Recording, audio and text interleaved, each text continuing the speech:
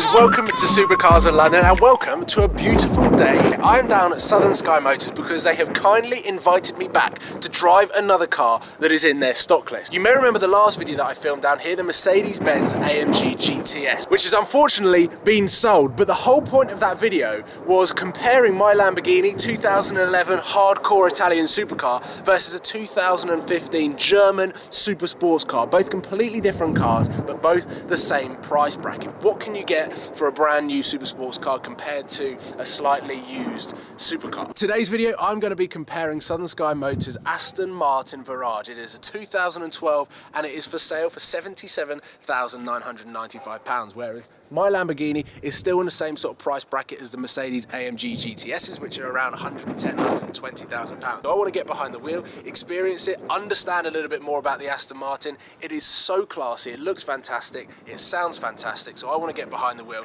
get some experience under my belt of driving an Aston Martin. The Aston Martin Virage was in between the DB9 facelift and also the Aston Martin DBS, which was widely popular thanks to James Bond. So let's have a closer look at this Aston Martin, find out about what sort of equipment you get for £80,000. So let's get up close and personal to the 2012 V12 Aston Martin Virage. This car is lightning silver with black leather and it's got light grey Alcantara headlining, which when I get inside I'm going to definitely check out because Alcantara is one of my favourite materials to use to the interior of any car.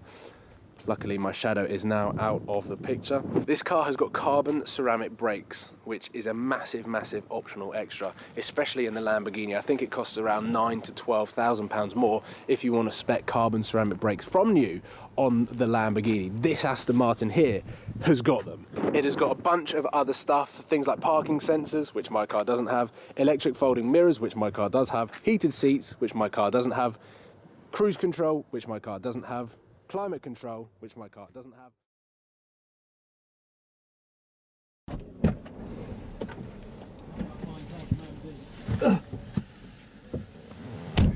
Right, maybe you just got a quick glimpse of just how windy it is out there, and to be in the comfort of this absolutely beautiful car. Grant is just putting the tray plates on the back and he's going to be joining me in the passenger seat. Pure Aston Martin. Does it not say? Push it out again now, put your foot on the brake and hold it down. Ah. There we go. It's such a... Quiet, it's good. Better take it back again. There we go. You just take your foot off the brake, as like with the Mercedes, and then you lurch forward a little bit, something that you're definitely not... I'm not used to in the Lamborghini. I already feel more comfortable driving this car than I did with the Mercedes.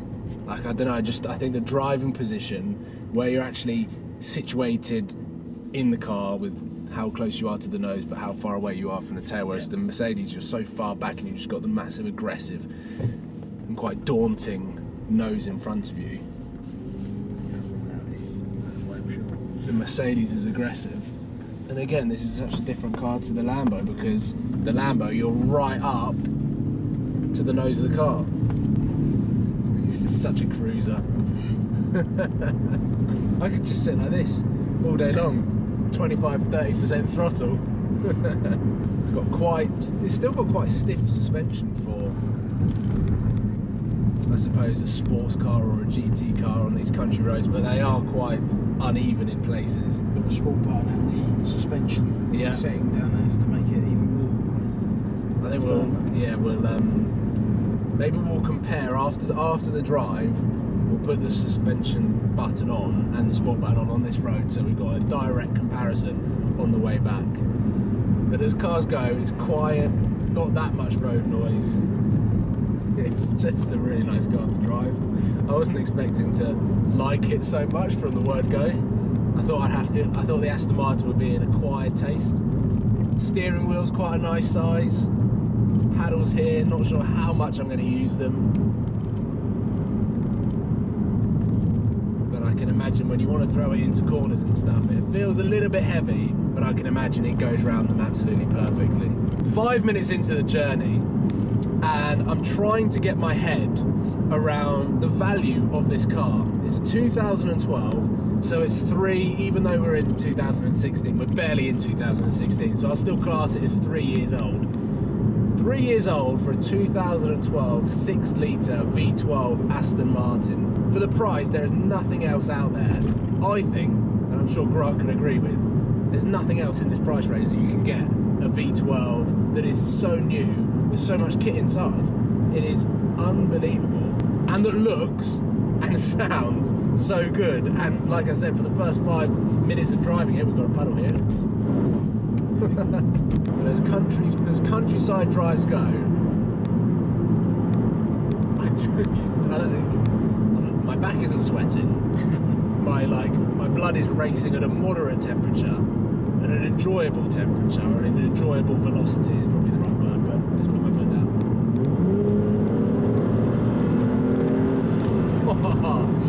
It eats the tarmac up pretty quickly. But it's such a slow power delivery compared to the Lamborghini where it's instant. Put your foot down in this and it's like a little bit spongy, as if to be like, do you really want to put your foot down? I think that's what I like about this car. It's just a little bit more relaxed.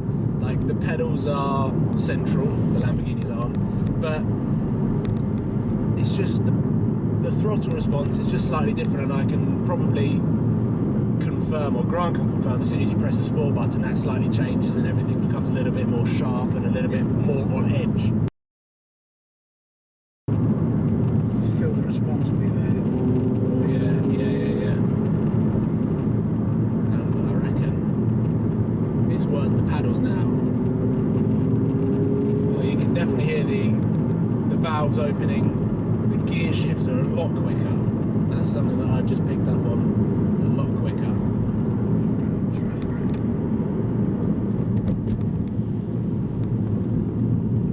Up there or there? I don't go around.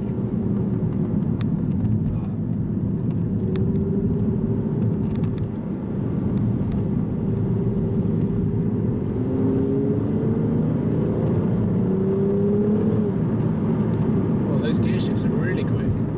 Is it single clutch or double clutch? Single, I believe. Single. I've said that now, and you're wrong. Embarrassing. Yeah. Product knowledge is king. If the Aston Martin Virage has what I would say a single clutch gearbox that feels like a double clutch. I mean, that probably covers it both ways. If it does have a double clutch, then it kind of it feels like a double clutch. But yeah, that throttle response on the pedal, the throttle pedal as well, is incredibly different to sport and non-sport.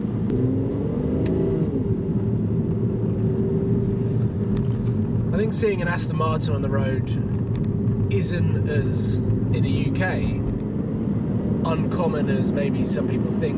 Aston Martins, there are a lot in the UK, but every time you see them it always turns my head. I always love seeing an Aston Martin. Maybe the Aston Martin brand isn't particularly, I don't fit the sort of generic Aston Martin driver. Would that be the right thing to say? You're an English gentleman. I'm an English, yeah. Quintessentially English. Quintessentially English, yeah. I suppose I am actually, yeah, I'm English, so yeah, probably. It's just, it's that image that the Aston Martin has, like, you want to be in a suit all the time, and you want to be turning up to all of these posh restaurants that you get portions that are like this big, taste amazing, and fill you up, and you have no idea how after. But it is such a cool car, and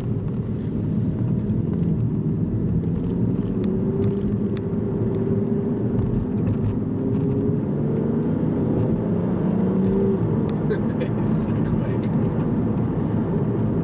so fast. Okay, yeah. The torque delivery kicks in at about 4,000. So I'm gonna do that again.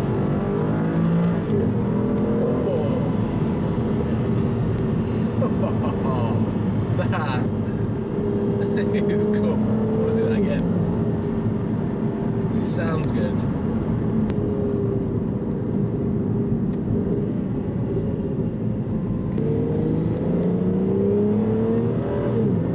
Oh, those gear shifts. Oh, it does sound good.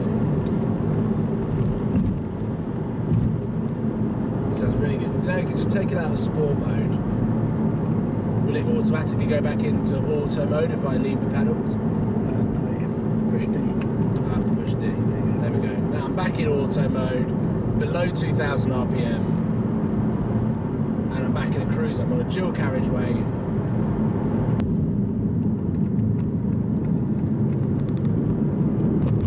A bit of a stroll.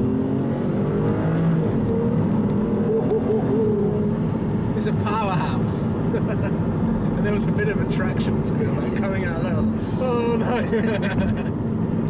Nice to know that the traction was on. Even though the sun is out, it has been raining pretty awfully for the last 12 hours, so it is still a little bit slippery on the road, and the Aston Martin there, it came to life a little bit. Is something like an Aston Martin something that I could enjoy this year?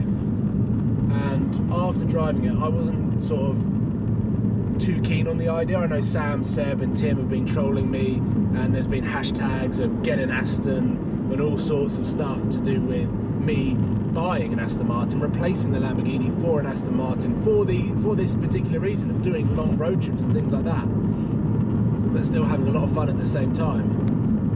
And I wasn't keen on the whole Aston Martin brand. I didn't think that I would fit in it, and I didn't think the Supercars of London would fit in it, but now after driving it, I have thoroughly enjoyed an Aston Martin.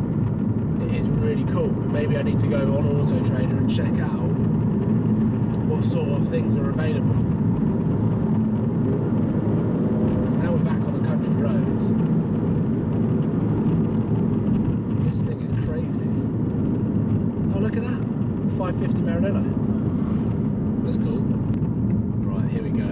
So we're going to go back onto the road that we started out in, and I've pressed the suspension mode. Oh man, yeah.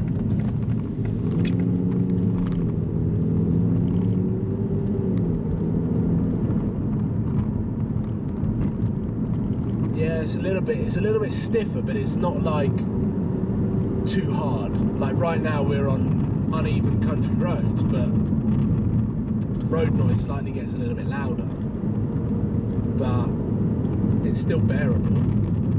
That's good. I'm going to put it into sport mode and couple firm suspension, a bit of sportiness as well. So we've got, oh, it's quick. It is quick, and the brakes are good. And I'm doing about 10-15% on the brakes. This is good.